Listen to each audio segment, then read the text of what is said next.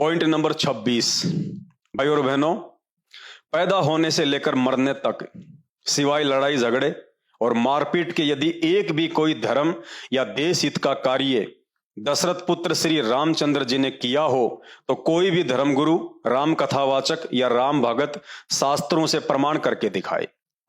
रावण के साथ युद्ध किया तो अपने स्वार्थ के लिए किया, क्योंकि अपनी पत्नी को छुड़वाना था।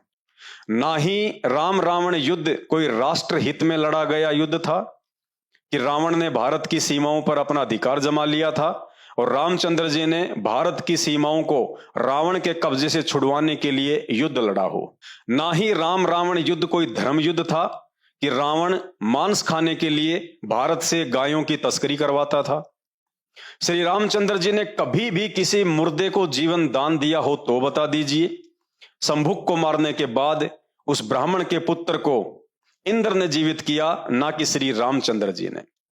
रही बात अहिल्या की, तो अहिल्या को पुनः स्त्री रूप धारण करने का वरदान उसी के पति गौतम ऋषि ने दिया था। श्री रामचंद्र जी ने गौतम ऋषि के वरदान के अधीन होकर केवल शिला पर अपनी खड़ाऊ झाड़ी थी। यदि श्री रामचंद्र जी में किसी को जीवन दान देने की शक्ति होती तो युद्ध में लक्ष्मण सिर्फ बेहोश हुआ था, मरा नहीं था, लेकिन श्री रामचंद्र जी उसे बेहोशी से भी बाहर नहीं निकाल पाए। वो काम भी रावण के वैद्य ने किया। तो सोचिए श्री रामचंद्र जी अहिल्या को कैसे जीवन दान दे सकते थे। उन्होंने अपने जीवन काल में किसी रोगी का शरीर स्वस्थ किया हो तो बता दीजिए। उन्होंने किसी बांझ स्त्री को पुत्र प्राप्ति का आशीर्वाद दिया हो तो प्रमाण दे दीजिए। बल्कि इसके विपरीत उन्होंने आजीवन सभी को दुख अवश्य दिया। श्री रामचंद्र जी को पुत्र रूप में प्राप्त करके आजीवन उनके पिता राजा दशरथ महादुखी रहे और वनवास के समय पुत्र के वियोग में महल की छत से गिरकर गर्दन टूटने के कारण उनकी दर्दनाक अकाल मौत हुई। श्री रामचंद्र जी को पुत्र रूप में प्राप्त करके आजीवन उनकी माता कौशल्या दुखी रही। श्री रामचंद्र जी को भाई के रूप में प्राप्त करके आजीवन उनके भाई दुखी रहे और लक्ष्मण जी को मृत्यु दंड भी प्राप्त हुआ। श्री रामचंद्र जी को पति रूप में प्राप्त करके आजीवन सीता ने दुखों का पहाड़ उठाया। श्री रामचंद्र जी को पिता रूप में प्राप्त करके लव व कुश ने कभी भी उनको हृदय से पिता स्वीकार नहीं किया और ना ही अयोध्या में निवास किया। स्वयं श्री रामचंद्र जी ने आजीवन सुख का सांस नहीं लिया। एक राजा होने के बावजूद जिसकी पत्नी और बच्चे जंगल में वनवासी का जीवन भोग रहे हों, ऐसा व्यक्ति राजा तो क्या देवता होकर भी सुखी नहीं रह सकता। राजा होने के बावजूद जिसे अपने ही निर्दोष भाई को मृत्यु दंड देना पड़े, वह व्यक्ति सौपन में भी सुखी नहीं हो सकता। चक्रवर्ती राजा होने के बावजूद जिसे अपने ही पुत्रों के सामने शर्मिंदा होना पड़ जाए, वह व्यक्ति कभी भी सुखी नहीं हो सकता। और अंत में अपने ही पुत्रों से शर्मिंदा होकर, हर प्रकार से दुखी होकर श्री रामचंद्र जी का मनोबल इतना टूट चुका था कि उन्होंने काल प्रेरणा से आत्महत्या करने का फैसला किया और सरयू नदी में छलांग लगाकर अपने जीवन को समाप्त किया, जिसे शास्त्रीय भाषा में जल समाधि कहा जाता है। भाई और बहनों, सोचिए किस आधार से उन्हें परमात्मा की संज्ञा देकर उनकी भक्ति से मोक्ष की उम्मीद कर सकते हैं। जिसका स्वयं का मोक्ष नहीं हुआ, उनकी भक्ति से आपका मोक्ष कैसे संभव है। जिन्होंने स्वयं आजीवन सुख का सांस नहीं लिया, उनकी भक्ति से आप कैसे सुखी रह सकते हैं। भारत देश के सभी सनातनी धर्मगुरुओं से मेरा आग्रह है, अब शिक्षित समाज के सामने आप धर्मगुरुओं का यह बेतुका तर्क भी कुछ काम आने वाला नहीं है कि उन्होंने ये सब लीला करके एक आम नागरिक का जीवन जीकर दिखाया। यदि उन्होंने लीला करके आम आदमी का ही जीवन जीकर दिखाया है और सारी उम्र आम आदमी वाले ही कार्य किए हैं, तो उन्हें भगवान मानकर पूजा करना कौन सी समझदारी है। उन्हें आम आदमी की तरह ही लेना चाहिए। मैं तो यहां तक कहूंगा कि उन्होंने आम आदमी की लीला भी अच्छे से नहीं निभाई। वो लीला किस काम की, जिस लीला के चक्कर में स्वयं के खानदान का सत्यानाश हो गया और ना ही समाज को कुछ अच्छा सीखने को मिला। क्योंकि आम आदमी भी अपनी एक पत्नी के लिए करोड़ों लोगों के जीवन को दांव पर नहीं लगाता, जो दशरथ पुत्र श्री रामचंद्र जी ने किया। आम आदमी कभी भी अपनी पत्नी पर इस तरह शंका करके उसे समाज में बेइज्जत नहीं करता है जिस प्रकार दशरथ पुत्र श्री रामचंद्र जी ने किया।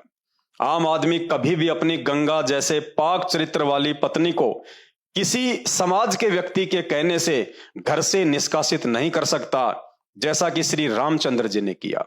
आम आदमी कभी भी अपने बच्चों के साथ युद्ध नहीं करता जैसा कि श्री रामचंद्र जी ने किया। इसलिए श्री रामचंद्र जी एक राजा के पुत्र हो सकते हैं, एक महापुरुष हो सकते हैं, श्री विष्णु जी के अवतार हो सकते हैं, परंतु उन्हें परमात्मा की संज्ञा देना परमात्मा की तौहीन करने के समान है। भाई और बहनों, अब एक छोटा सा संदेश है, आप सभी भगत भाई बहन ध्यान से सुनिए और मेरे द्वारा ये जो वीडियो बनाया गया है इस मकसद को समझिए और अपने इस मानव जीवन को सफल बनाइए। आने वाला समय 2028 युग परिवर्तन का समय है, भयंकर महाविनाश का समय है और उस महाविनाश के समय में केवल और केवल भक्ति बचा सकती है। और भक्ति के लिए यह आवश्यक है कि सबसे पहले आप भगवान की पहचान करें, परमात्मा की पहचान करें। भक्ति तो उसके बाद शुरू होगी। भाई और बहनों, 2 घंटे से मुझे थूक बिलोने का कोई शौक नहीं है। आप भी अपने कीमती समय में से थोड़ा बहुत समय निकाल के ये वीडियो देख रहे हैं, तो ये वीडियो देखने का फायदा उसी समय है जब आप संत रामपाल जी के सत्संग सुनना शुरू करें। क्योंकि आज इस पूरी धरती पर केवल एक ही परम संत है, बाकी कोई संत इस धरती पे नहीं है। और जितने भी संत हैं ये धर्म गुरु हैं, इनको अपने स्वयं के धर्म के विषय में पूरी जानकारी नहीं है, इनको स्वयं के धर्म ग्रंथों के विषय में पूरी जानकारी नहीं है। हिंदू धर्म गुरुओं को गीता जी और वेदों के विषय में पूरी और सच्ची जानकारी नहीं है। मुल्ला और मौलवियों को मुसलमान धर्म के विषय में, कुरान शरीफ के विषय में, तौरेत जबूर और इंजिल के विषय में पूरी जानकारी नहीं है। जितने भी पादरी और पास्टर हैं इनको बाइबल के विषय में पूरी जानकारी नहीं है। सिखों को गुरु ग्रंथ साहिब के विषय में जानकारी नहीं है, ना ही बौद्ध और जैन समाज को अपने अपने धर्म ग्रंथों की जानकारी है।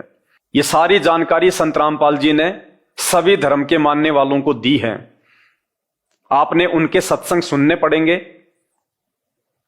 और सत्संग सुन के आप विचार कीजिए कि आपको मानव जन्म क्यों मिला है।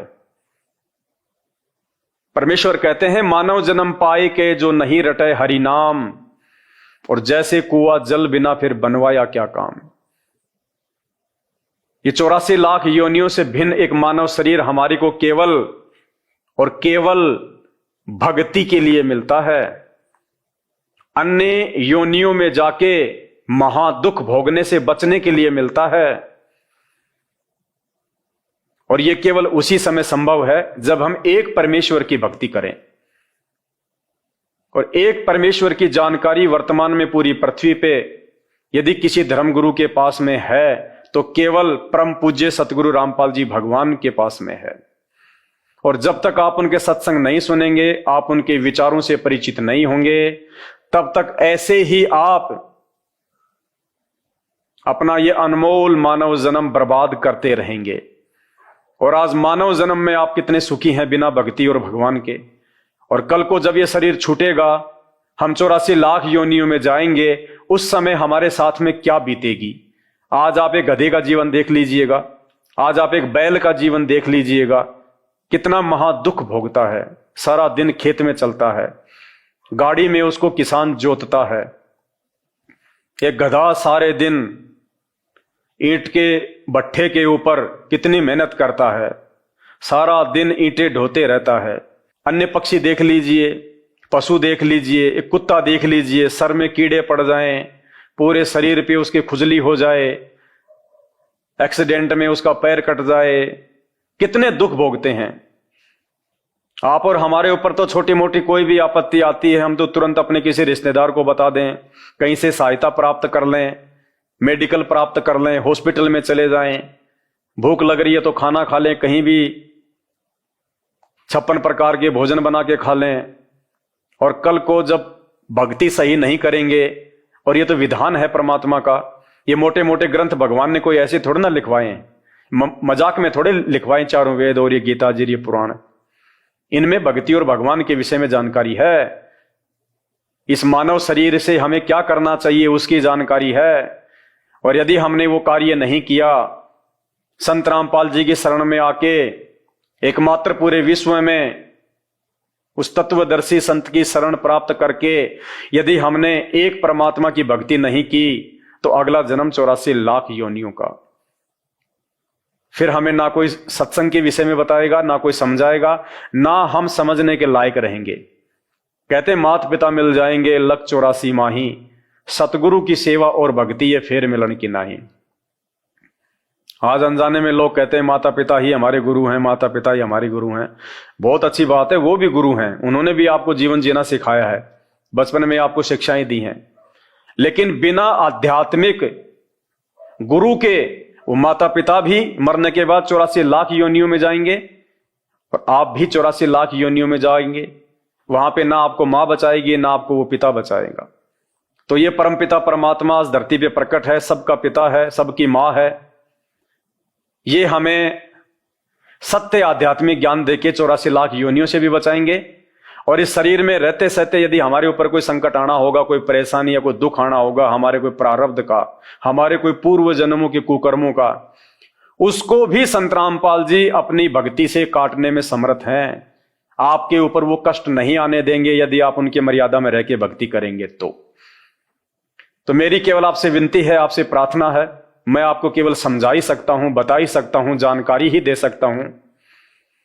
बाकी प्यास आपको होनी चाहिए, भूख आपको होनी चाहिए, तभी आप उस चीज को प्राप्त जो है वो कर पाएंगे।